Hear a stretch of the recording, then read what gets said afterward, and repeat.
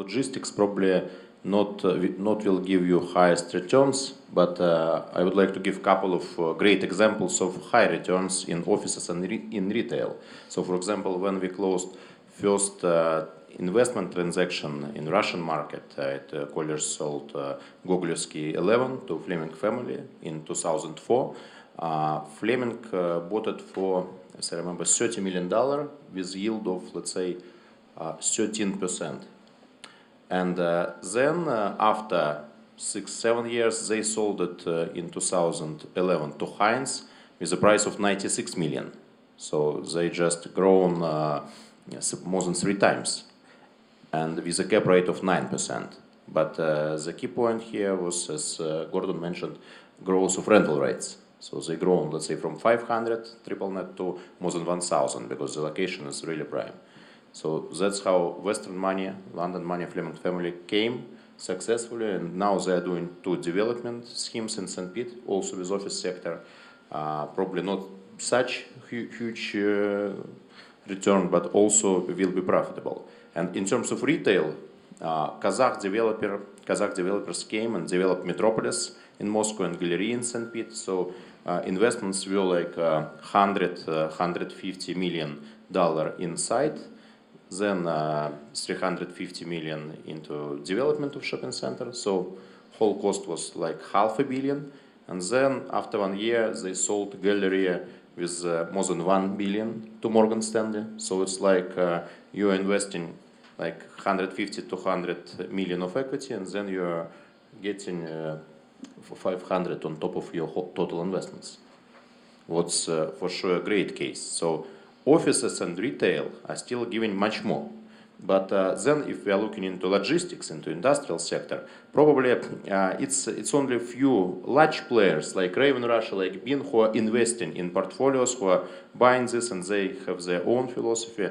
But the good side here is that it's not too many professional developers. And now we see that retail is going to regions, but also logistics following this. And our largest deals of last year, couple of years, was with retailers like Lenta, OK, Ashan, Nvidia. All of them are going to open their logistics centers in main federal capitals, like in Siberia, in Urals, in Volga River, in southern Russia, not only Moscow and St. Pete.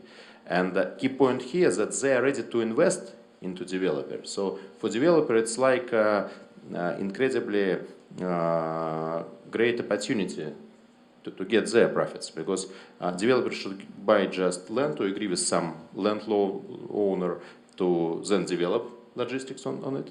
And if people trust the quality of the developer, like huge companies like P&K, others, they can ask to be financed directly from final occupier. So you don't need to have too much financing on this. And you are selling them like flats without investment. So yields and returns in these terms are high, but for developer, because then you will sell to investor, and for sure it will not be like in office or retail sector.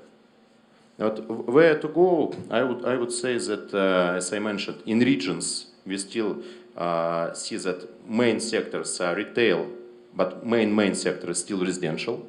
As you know, provision in Russia is probably 20 square meters per person, and you know, like Eastern Europe it's more than 30, Western Europe it's more than 40 square meters per person, and US is more than 60 probably. So it's still like a difference even with Eastern Europe. And let's say, like we call it in Russia, a flats issue, flats question during Soviet time, it's one of main issues, and people want to improve their like flats, housing, all this.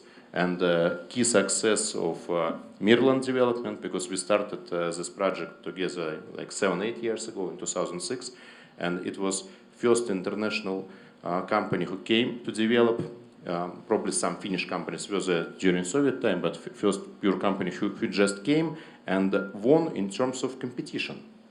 We have a number of huge developers of residential in St. Pete, local developers, large developers, but then just customers saw the quality, and they are doing, you are selling more than 100 flats a month, every month, in one place, in one location.